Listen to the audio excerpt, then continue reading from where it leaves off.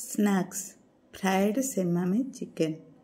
उपकरण चिकेन 8 खंड, tomato ketchup 3 table चमच, उस्टरशायर सॉस 1 टेबुल चमच, सोया सॉस 1.5 चा चामच, धला मरीच अध चा चामच, कला गोलमरीच अध चा चामच, फेंटा होइतिबा अंडा गोटे, राशि 3 टेबुल चमच, मैदा अध कप, तेल छाणिया प्रयोजन मुताबक, लुण स्वाद अनुसार।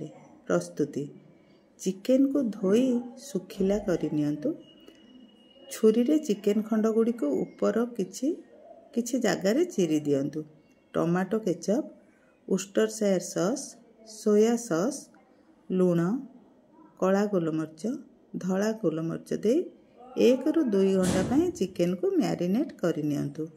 अन्य एक पात्र रे मैदा और राशि को एकाठी मिसई दियंतु। फेंटा होइथिबा अंडा रे चिकेन खंड गुडी को बुड़ाई ता ऊपर मैदा लगे अल्प आंच रे कड़ा करी भाजी नियंतु।